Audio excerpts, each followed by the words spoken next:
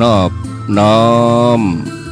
เอากุณพระแก้วเจ้าตั้งสามประการอันมีพระพุทธพระธรรมพระสงฆ์กุณพ่อกุณแม่กุณครูบาอาจารย์กุณศีลธรรมกรรมฐาน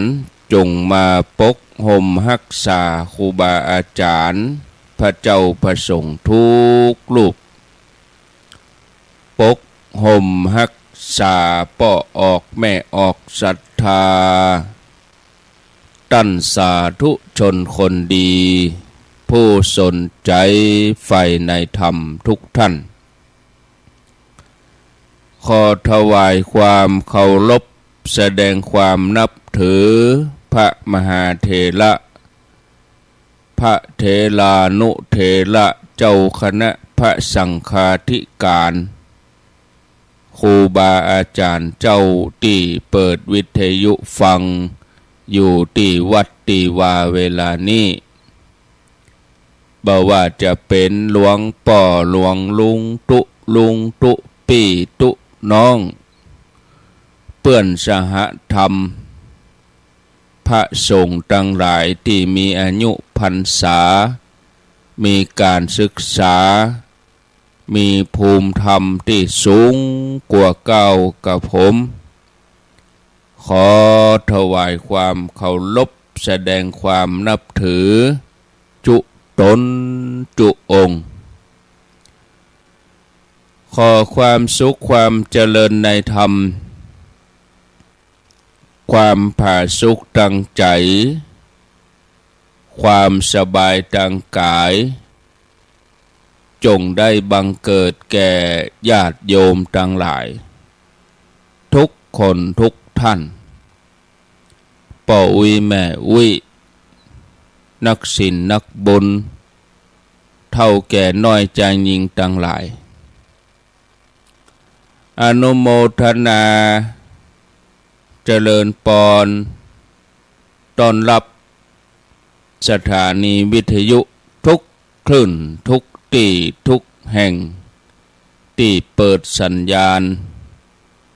นำรายการนี้ไปสู่ผู้ฟังทางบ้านบ่ว่าไกลว่าใกล้ขออนุโมทนาในกุศลเจตนาที่ท่านได้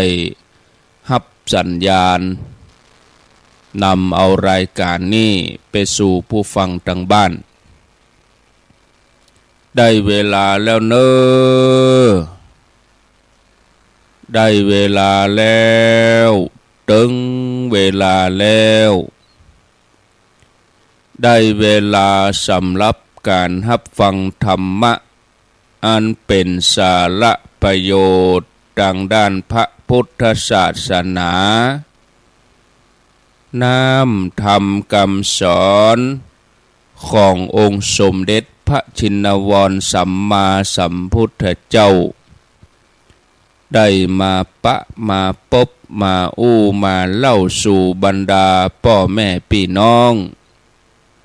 พ่อออกแม่ออกพ่ออุ้ยแม่อุ้ยนักศีลนักบุญทั้งหลายแล้วไผที่ยังบ่ลุกเตื้อก็เกียมตัวลุกมาได้แล้วเนอะเกียมตัวลุกมาได้แล้วหลับลุกเจ้ากินพักตั้งปายหลับลุกควายกินพักตั้งเก้าลุกเจ้าได้หลายลุกควายได้น้อยหลับลุกเจ้าเป็นเจ้าตั้งหลายหลับลุกควายปาเฮือลูกหลานเป็นหนี้เป็นค่าเนอตื่นมาเหียเนอลุกมาเหียเนอลุกเนอลุกเนอลุกลุกลุกลุกลุกตื่นตื่นตื่นตื่นตื่นตื่นได้แล้วลุกได้แล้วญาติโยมท่านทั้งหลายลุกเจ้าตื่นตัว เจ้าบัวกับหันเยื่องนาพังพร้อมลูกควายบดตันหนตางกีดกอมก้าตัวบดตอมปูนอายจุงเก่งเข้าไว้อย่าไปเฮือขวายต่อหน้าสบายจำไว้เนิดเจ้าจำไว้เนิดเจ้าอรุณสวัสดิ์ธรรมสวัสดีสวัสดียามเจ้าศรัทธาญาติโยมท่านทั้งหลายยินดีต้อนรับเข้าสู่รุ่งอรุณวันใหม่ปะกันเจ้านี้เป็นเจ้าวันจันทร์ที่5 เดือนพฤษภาคมพุทธศักราช2568วันนี้เป็นวันเดือน8เหนือขึ้น9ค่ำเดือน8เหนือขึ้น9ค่ำพร่ำว่าเป็นวันจันทร์ก็น่าจะเป็นวันหยุดชดเชยแถมวันหนึ่งเนื่องจากว่าตะวานี่เป็นวันชัตรมงคลเป็นวันหยุดตรงกับวันอาทิตย์วันนี้วันจันทร์ที่5ทางส่วนราชการเปิ้นก็อาจจะหยุดงานแต่พี่น้องเจ้าบ้านศรัทธาญาติโยมประชาชนก็ทำงานกันบ่มีวันหยุดมาปะกันในรายการเสียงธรรมแสงอรุณดำเนินรายการโดยอาตมภาพพระครูอภิวัฒนวิกรมวัดปากตังเจริญตำบลดอยหล่ออำเภอดอยหล่อจังหวัดเชียงใหม่เป็นผู้ดำเนินรายการมาปะกันเป็นประจำในวันจันทร์วันพุธแล้วก็วันพฤหัสบดีระยะที่ผ่านมานั้นบาล่ำได้เข้ารายการงานบวชเนนภาคฤดูร้อนก็เกือบเกิงเดือนเดียวก็งานประชุมก็เดียวก็งานสุมาก็เหลาวะก็เดียวก็งานดำหัวก็เดียวก็ขาวดำก็เดียวก็ประเพณีปัดโถศรัทธาญาติโยมเดือน7เดือน8เดือน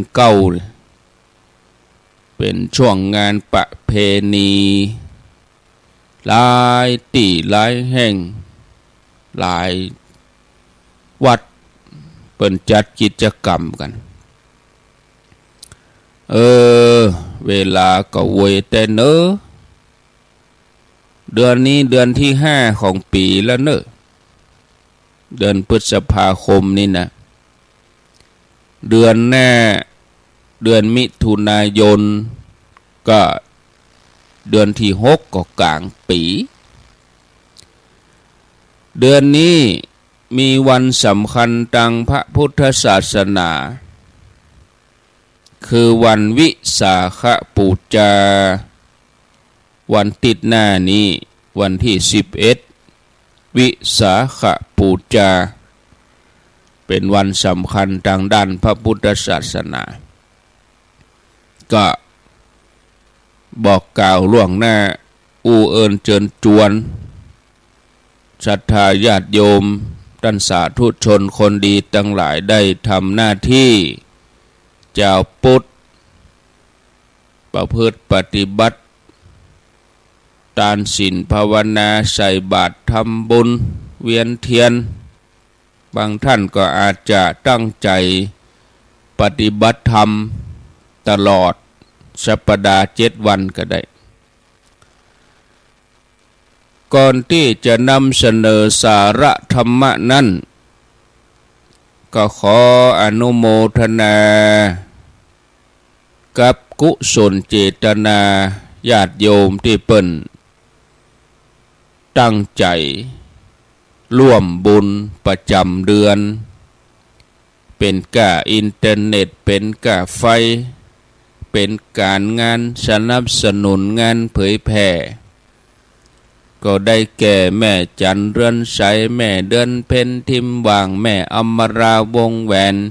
แม่ครูเกษณีชัยเทพแม่ครูจงลักนาวาจักแม่สุทธาทิพย์ข่มไพลีโยมกนกพิษชัยนาโยมแม่พัฒนันวิจิตรไพศาลเนี่ยแม่สรินทิพย์บุญเลิศแม่อมนวันเล่ากุลแล้วก็แถมหลายคนหลายท่านประจำงานก็ร่วมบุญร่วมกุศลก็ขออนุโมทนาแล้วก็ช่วงระยะเวลาที่ผ่านมา 3-4 วันนั้นก็งานเผยแพร่ทางด้านสถานีวิทยุก็สูญเสียพระคุณเจ้าที่เปิ้นเป็นนักเผยแพร่นักเทศน์นักสอนไปแถมตนหนึ่งคือท่านมหาวิษณุจารุธรรมโมวัดเจ็ดลินอำเภอเมืองเชียงใหม่อายุท่านได้54 พรรษาก็34-35 วรรษาท่านมหาได้มรณภาพไปตั้งแต่วันที่2วันศุกร์ที่2เปิ่นตั้งศพบำเพ็ญกุศลอยู่1 คืนก็คืนวันที่3แต่ว่ามีการทำบุญแล้วเปิ่นปิดศพไว้ก่อนส่วนญาติโยมจะไปไหว้ก็ได้แต่ว่าบ่มีการประกอบพิธีหยังเนื่องจากว่าจนงานฉลองสมโภชน้ำสงฆ์พระราชทานที่บนวัดพระธาตุเจ้าโดยสุเทพเปิ่นจัดเริ่มตะวาวันที่4 พฤษภาวันแรกแล้วก็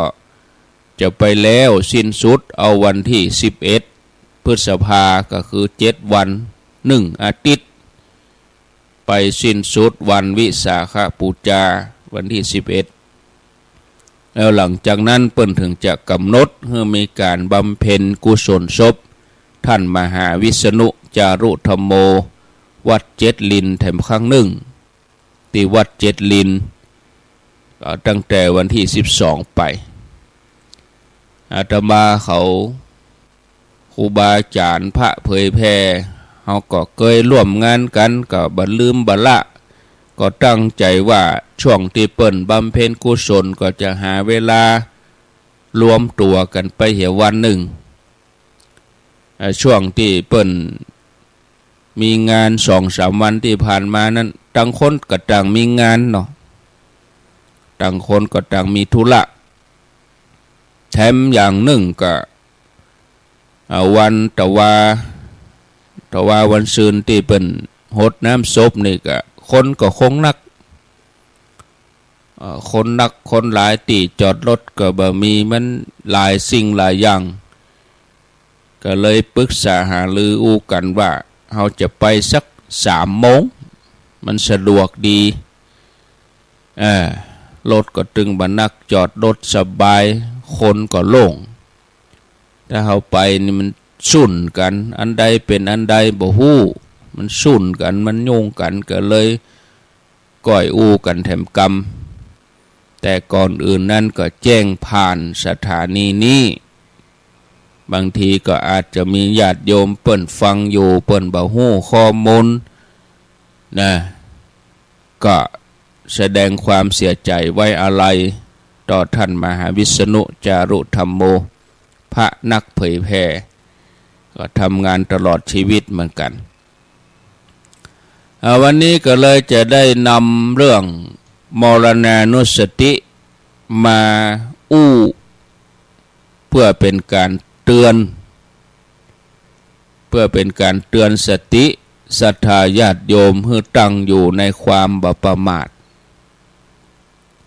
มรณานุสติแปลว่านึกถึงความตายเป็นอารมณ์เรื่องของความตายนี่มันเป็นธรรมดาของสัตว์โลกที่เกิดมาเมื่อเกิดมาแล้ว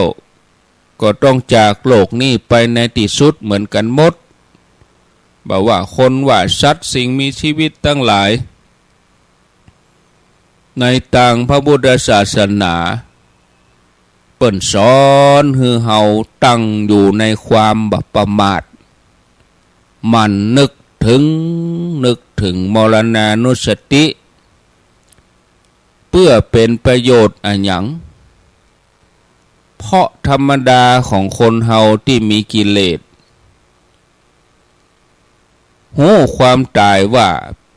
เป็นธรรมดาก็จริงแต่ถ้าว่าหันว่าเป็นธรรมดาสำหรับผู้อื่นตายเต้าอั้น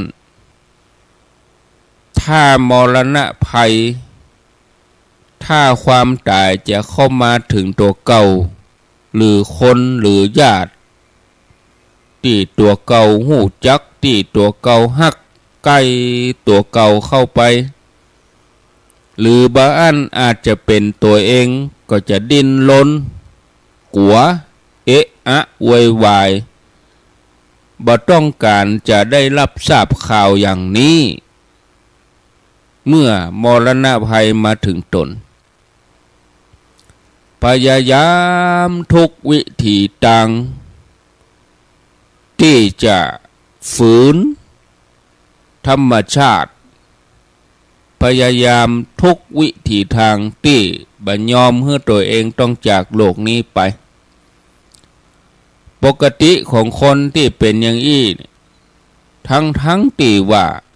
หูอยู่แล้วว่าเกิดมาก็ต้องจากโลกนี้ไปก็เข้าใจอยู่อนิจจังทุกขังอนัตตา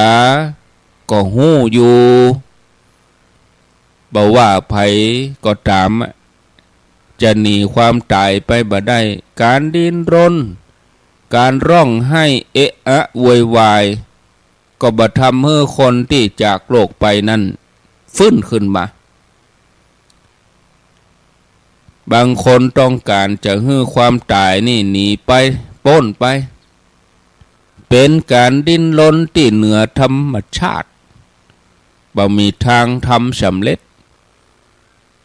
จะยะอย่างใดมรณะภัยกับความตายก็จะต้องมาจัดการกับตัวเฮาแน่นอนอย่างเดือนนี้เฮาตายไปแล้ว4 วันนี่หันก็วันนี้วันที่5ถึงเวลาวันพุธก็ต้องเป็นวันที่6ถึงเวลาเดือนหน้าก็ต้องเป็นเดือนมิถุนาถึงเวลาปีหน้าก็ต้องเป็นปี69มันเป็นอย่างอี้ญาติโยมมันเป็นกฎธรรมดาอย่างอี้เฮาเกิดมามันมีอย่างอี้เฮาปะแล้วเฮาเจอแล้วในทางพระพุทธศาสนาเปิ้นให้เฮาพิจารณาให้หันความจริงอย่างอี้ภิกขเวดูแลภิกขุทั้งหลายความตายนั่นเป็นสิ่งธรรมดาเป็นปกติบ่มีภัยหลีกหนีความตายนี่ไปได้ฉะนั้นญาติโยมเปิ้นก็เลยแบ่งออกเป็น3อย่างการพิจารณามรณานุสตินี่นะแบ่งเป็น3อย่างคือจะได้1สมุจเฉทมรณา2คณิกะมรณา3กาละมรณาอกาละมรณาอันที่1สมุจเฉทมรณาแปลว่าความตายขาดตอนหมายถึงความตายของพระอรหันต์นี่เวลาเปิ้นทำกิจ แห่งพรหมจรรย์เสร็จแล้วคือสิ้นกิเลสแล้วหมดกิเลสแล้วบ่เหลือหลอเหตุที่จะต้องทำให้เกิดคือกิเลสคือตัวตัณหา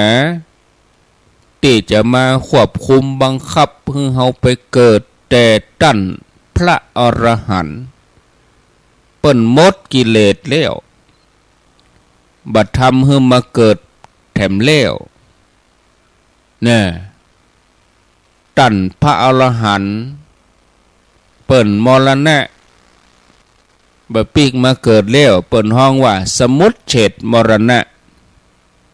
แปลว่าตายขาดไปเลยบ่ปีกมาแล้วนะบ่ต้องเวียนว่ายตายเกิดแล้วสิ้นสุดแล้วหมดแล้วเป็นเส้นตรงไปเลยบ่เป็นวงกลมแล้วชื่อตรงไปเลยขาดไปเลยห้องสมุทเฉทอันที่สองคณิกะมรณา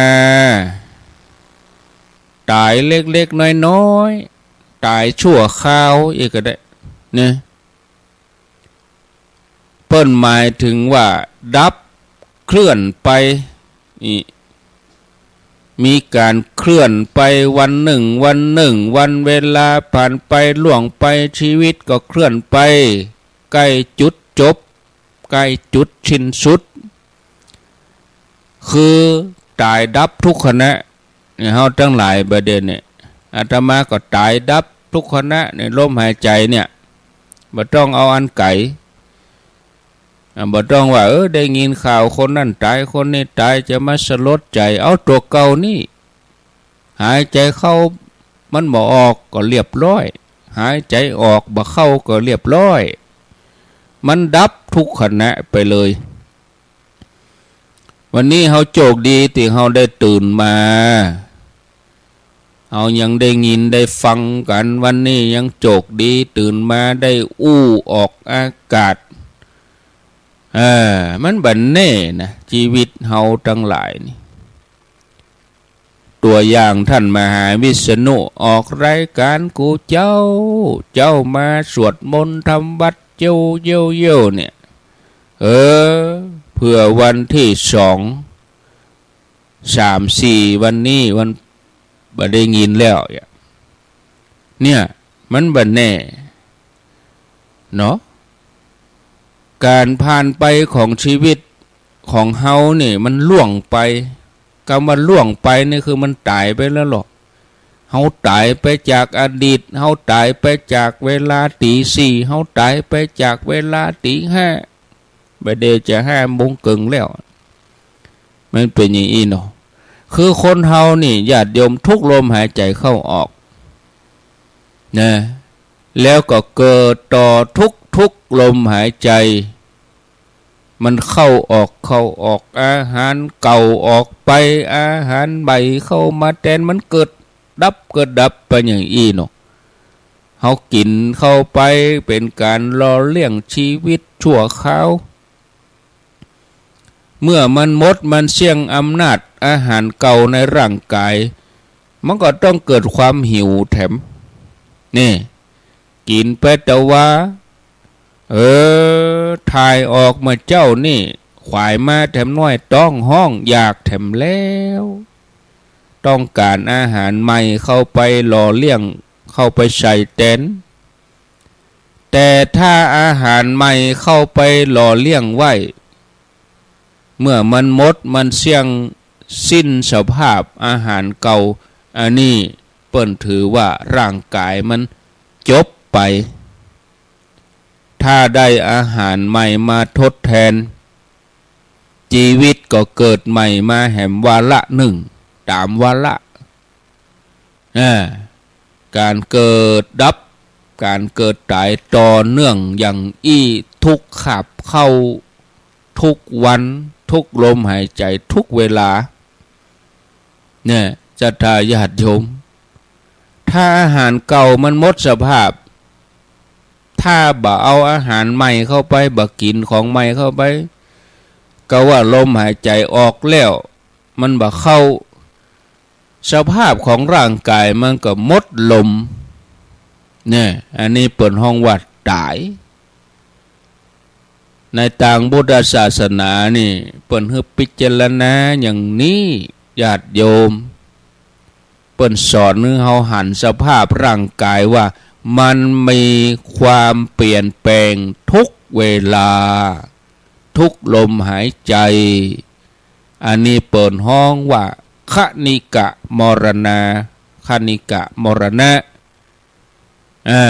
แปลว่าเสี่ยงไปกำน้อยตายไปกำน้อยเนี่ยเฮาแท้เฮาเท่าไปนี่เฮาตายไปกำน้อยน่ะเนาะศรัทธาญาติโยมเนาะอันที่สามกาลมรณะกาลมรณะกาลมรณะนี่ก็แปลว่าตายตามกาลสมัยที่เจ้าโลกทั้งหลายทั่วไปห้องว่าถึงที่ตายแล้วหมดบุญแล้วอีกก็ได้หมดอายุสิ้นอายุเนี่ยญาติโยมอย่างชนิดที่ว่าบ่มีการแก้ไขได้กาลมรณะแปลว่าตายในโอกาสที่ยังมาบ่ถึงกาลเวลามันบ่ควรเตื้อก็ต้องมาจากโลกนี้ไปเพราะกรรมเก่ากรรมบางอย่างอันเป็นอกุศลตัวนี้มาบีบคั้นเนี่ยมรณะความตายประเภทนี้พอที่จะมีทางต่อให้อายุยืนต่อไปตามสมควรแก่กรรมในอดีตจะต่อให้เลยพอดีบ่ได้เนี่ยแต่หมู่ที่ตายแบบกาลมรณะไปแล้วต้องเสวยผลทันทีหมู่ที่ตายแบบอากะละมรณะตายแล้วก็ยังบ่ได้รับผลทันทีเตื้อต้องไป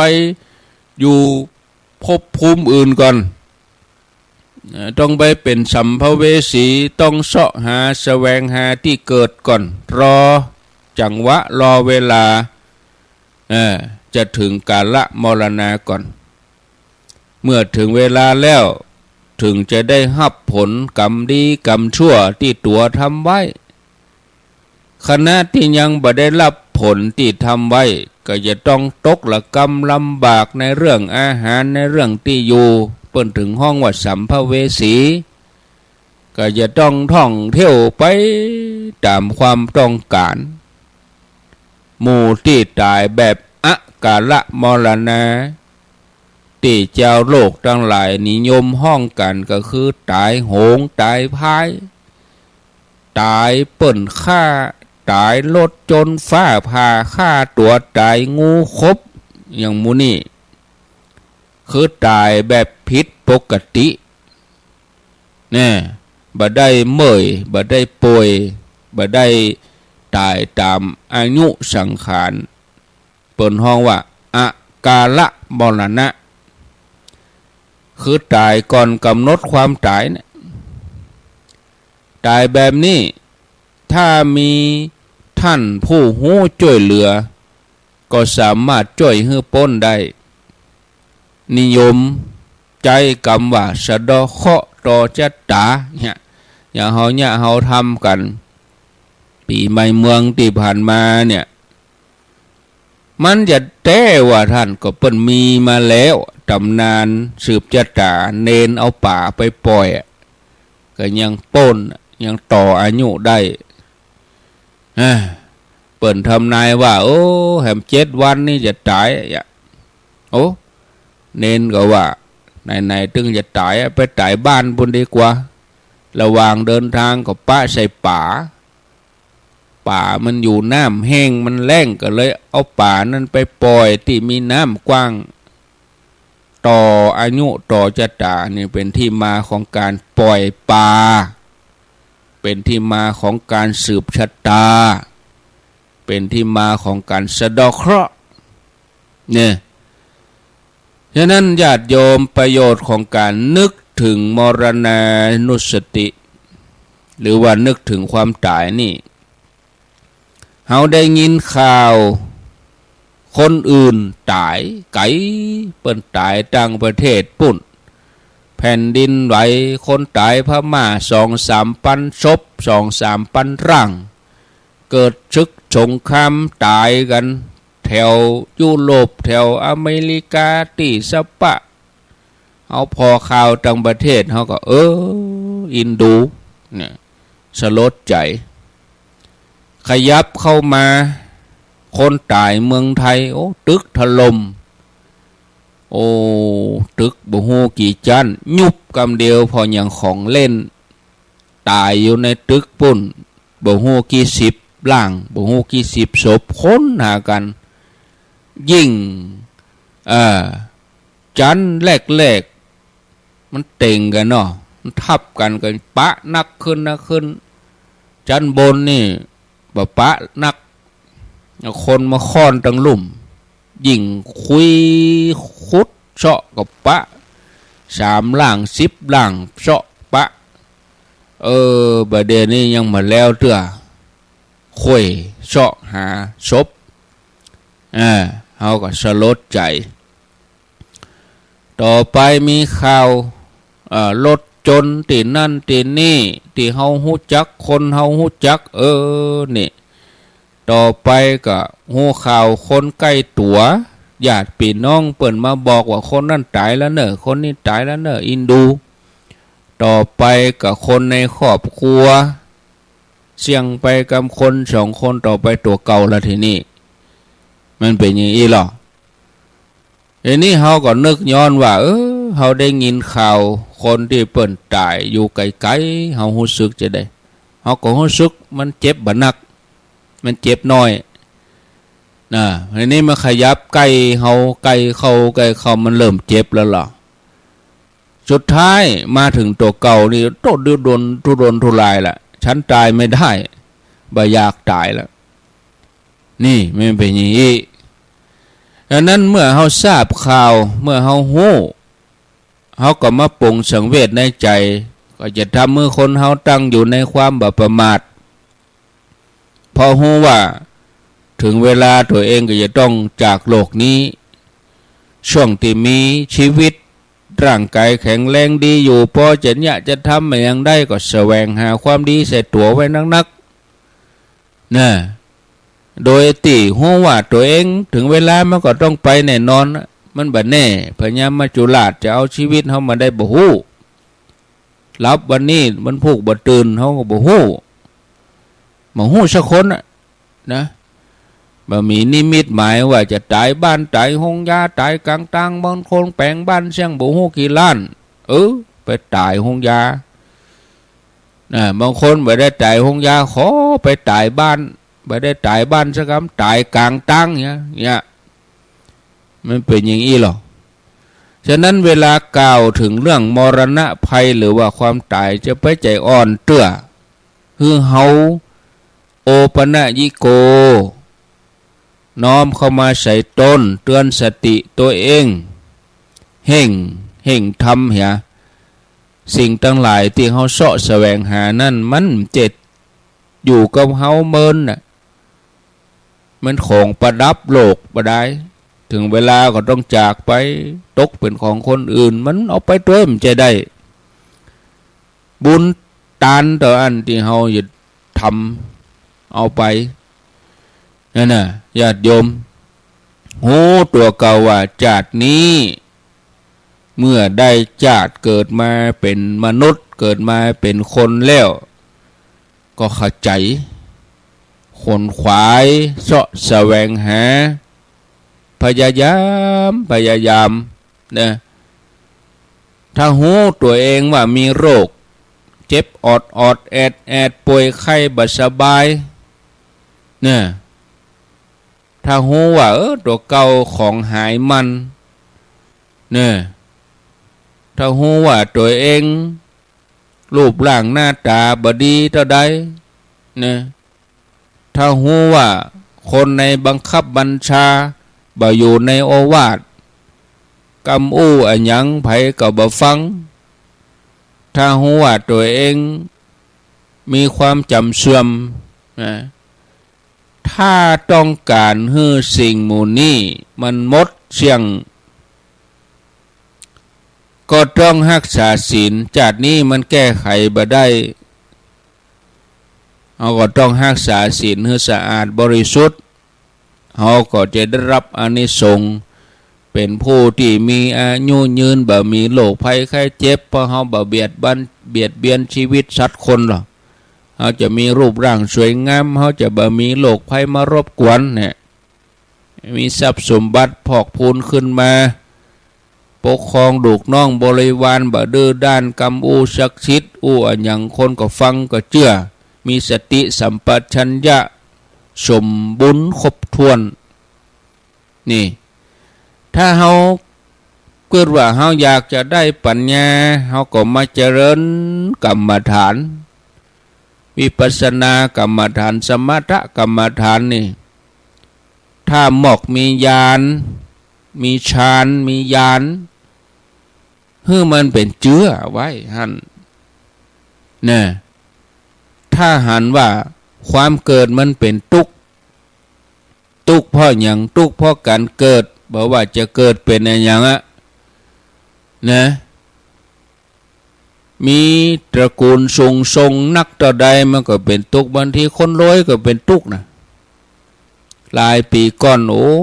เจ้าสัวเงินมีเป็นพันล้านกินภัตตาคารอาหารอย่างใดก็ได้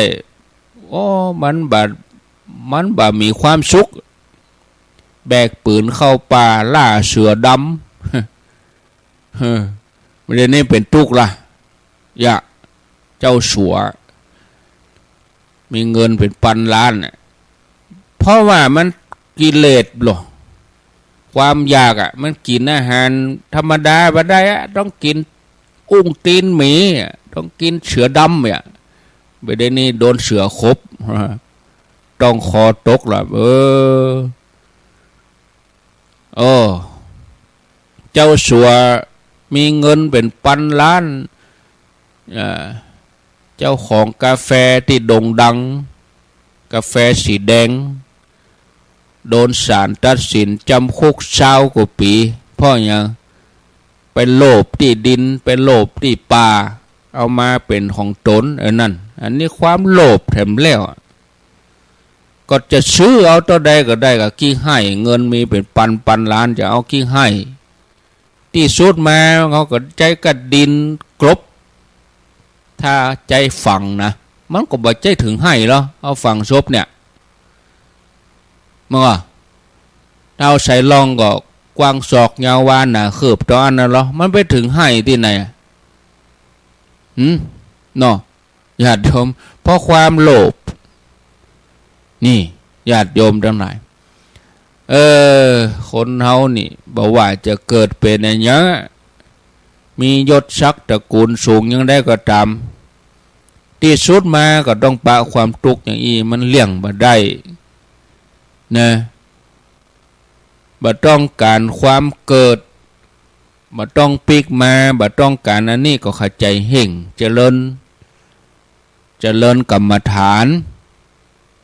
เพื่อได้ฌานเบื้องต้นแล้วก็ไต่ระดับไปจั่นวิปัสสนาจบชีวิตเฮาเนี่ยเปิ้นให้นึกอย่างอีนึกถึงให้มันเป็นปกติเฮาจะบ่ได้สะดุ้งหวาดกลัวเมื่อตัวนี้มาถึงอย่างอื่นเฮายังเลี่ยงได้นะแต่ที่มันอยู่ตั้งหน้าเฮาล้อมล่อเนี่ยมันต้องปะแน่นอนแล้วเฮาเกียมไว้หรือยังอันนี้เปิ้นห้องว่าเจริญมรณานุสติเป็นกรรมฐานเอากรรมฐานกองนี้เป็นกรรมฐานหลักเลยในการเจริญวิปัสสนากรรมฐานนี่จะไปเป็นเทวดาจะเป็นพรหมเป็นอรหันต์ก็จะต้องอาศัยตัวมรณะความตายนี่เป็นอารมณ์นะท่านผู้ฟังญาติโยมแม้แต่องค์สมเด็จพระสัมมาสัมพุทธเจ้าของเราแม้พระองค์เป็นพระพุทธเจ้าแล้ว พระองค์ก็ยังบัดทิ้งมรณานุสตินะพระพุทธเจ้านึกถึงความตายเป็นอารมณ์วันหนึ่งพระองค์ตรัสถามอานนท์อานนท์ดูก่อนอานนท์อนันตะอานนท์เธอนึกถึงความตายวันละกี่ครั้งพระอานนท์กราบทูลต่อว่านึกถึงความตายวันละ7 ครั้งพระองค์ว่ายังห่างไปนักบ่ปอเตื้ออานนท์บ่ปอเตื้อน้อยไปอยู่เน้อตถาคตนึกถึงความตายทุกลมหายใจเข้าออกเนี่ยการนึกถึงเป็นปกติเป็นอารมณ์มันเป็นของดีนะแม้พระสัมมาสัมพุทธเจ้าเปิ้นยังนึกถึงมรณานุสติเพราะคนที่นึกถึงมรณานุสตินี่เปิ้นจะรู้ตัวเองว่าเปิ้นจะต้องถึงเวลาเปิ้นจะต้องจากโลกนี้เปิ้นบ่สั่งสมความชั่วหรอกหลีกหนีความชั่วอารมณ์ขุ่นมัวบัดถ้าเอามาใส่ไว้ในเมื่อเฮาจะต้องปะแล้วเฮาจะต้องเกิดหูอยู่เสมอว่าถึงเวลาเฮาก็ต้องจากโลกนี้ไปนะมรณะภัยนี่มันหานิมิตเครื่องหมายบ่ได้หรอก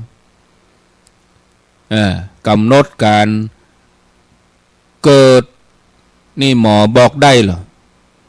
บางทีเปิ้นตรวจอันนี้มีต้องแล้วบ่ตั้งต้องจะเกิดวันนั้นกันนี่ว่าได้หมดละเกิดวันที่นั่นจะเอาเกิดวันไหน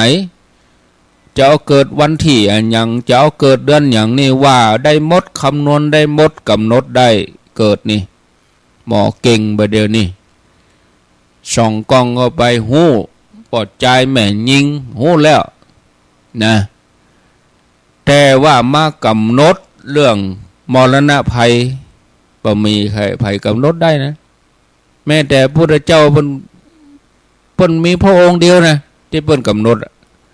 เพิ่นกำหนดวันมาฆะพุ่นน่ะว่าแห่ง3 เดือนพระองค์จะปรินิพพานเนี่ยตั้งอยู่ในความประมาทเนี่ยเปิ้นบอกได้3 เดือนแต่หมู่เฮานี่เป็นปุถุชนคนธรรมดาอย่าไปกำหนดได้ใดมันกำหนดบ่ได้พระอรหันต์เจ้าองค์พระสัมมาสัมพุทธเจ้านี่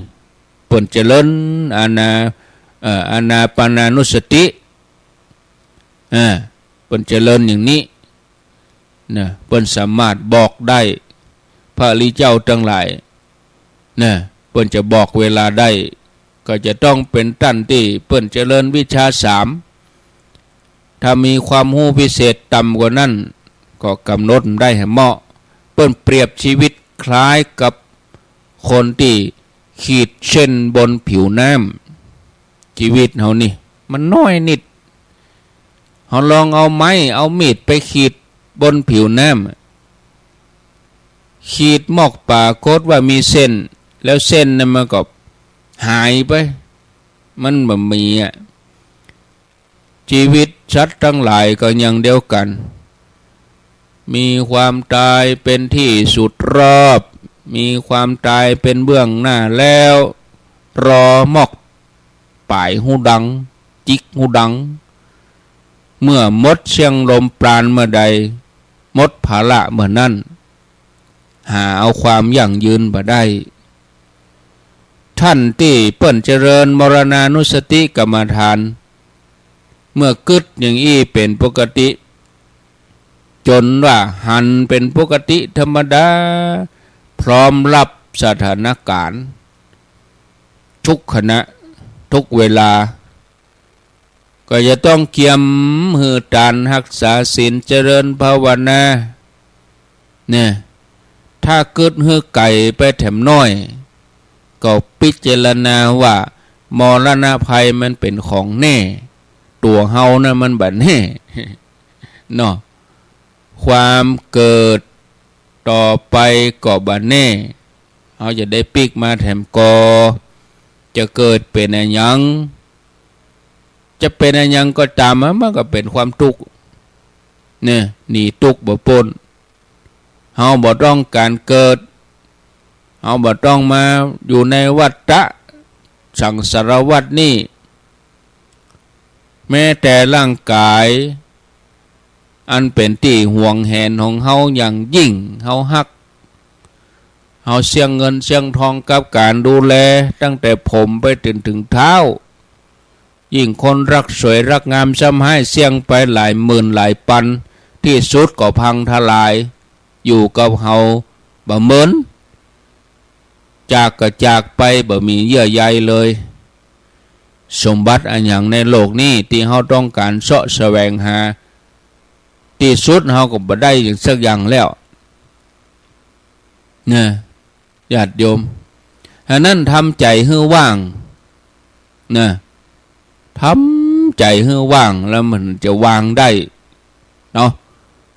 ศรัทธาญาติโยมท่านทั้งหลาย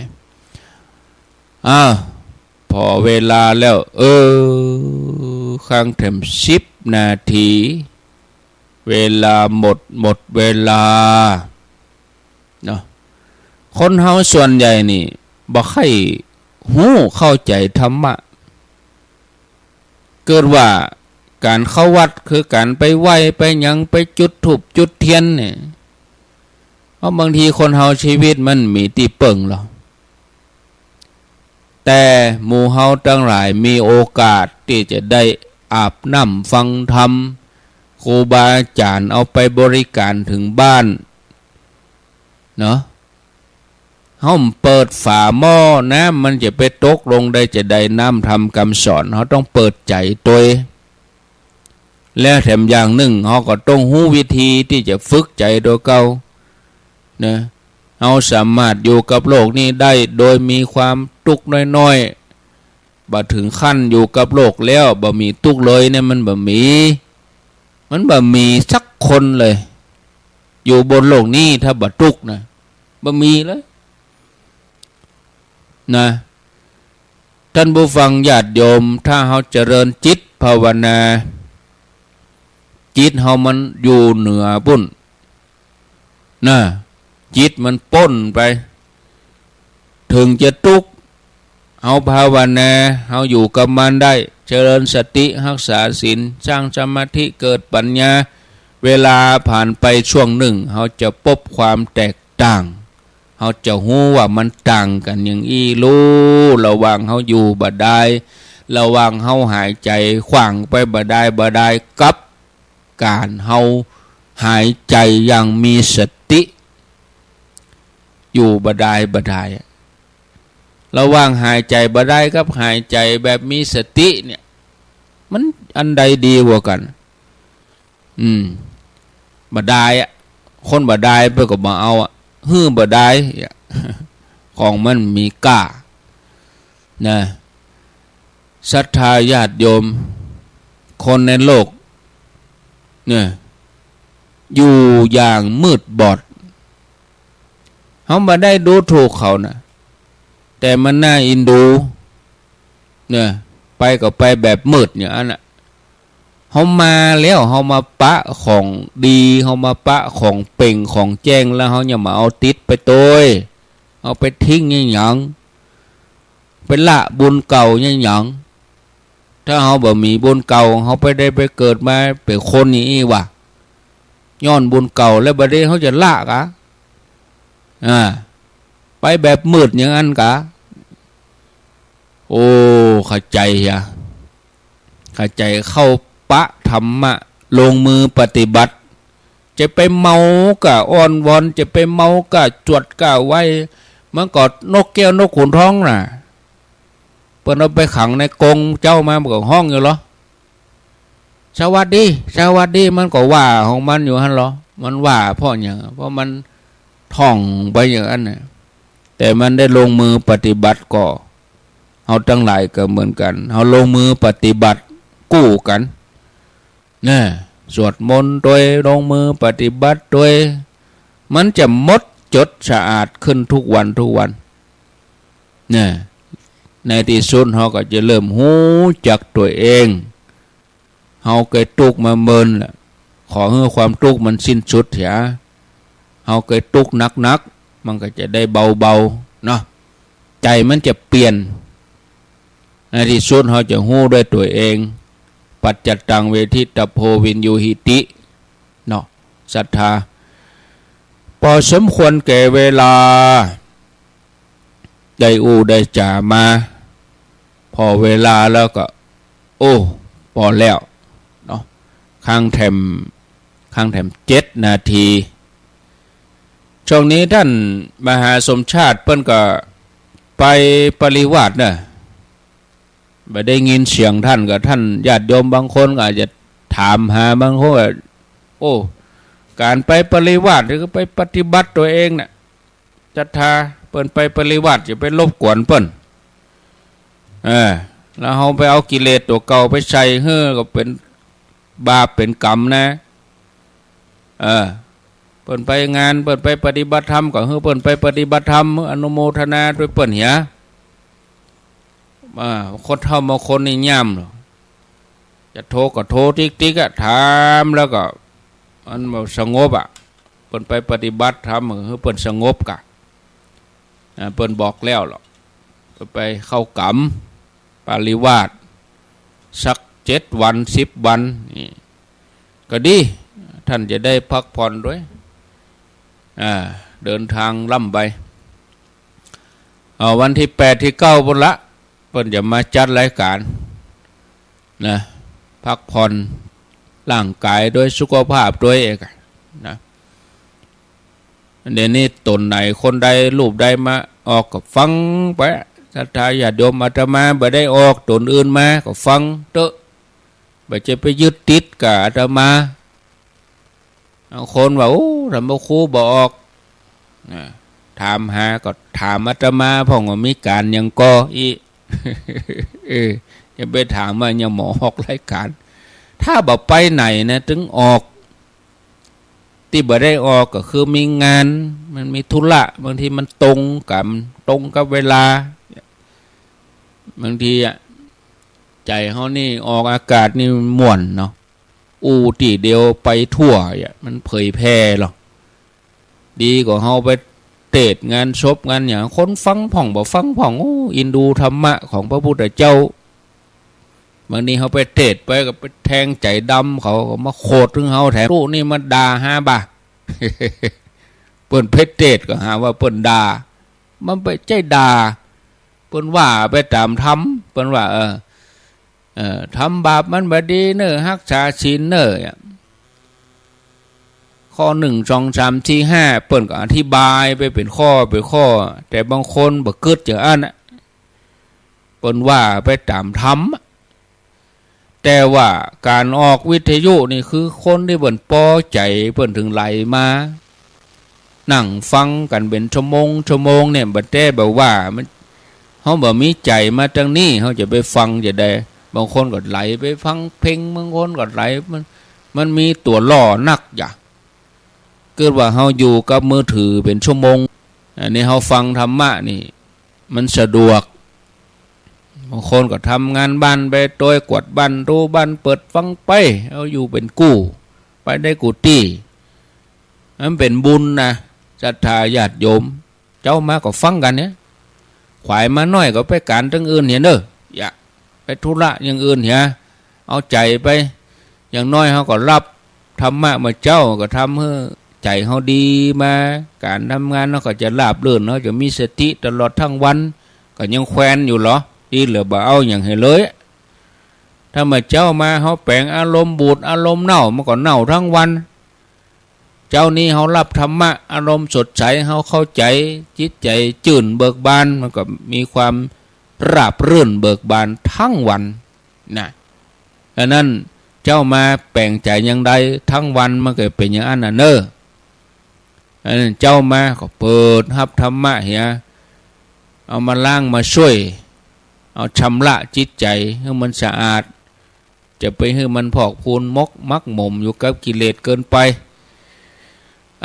พอสมควรแก่เวลาไปก็ยาวไปรายการต่อไปก็เป็นท่านพระครูวัดชายมูลวันนี้วันจันทร์อาตมาลาทุกท่านไปก่อนเนอโชคดีทุกคน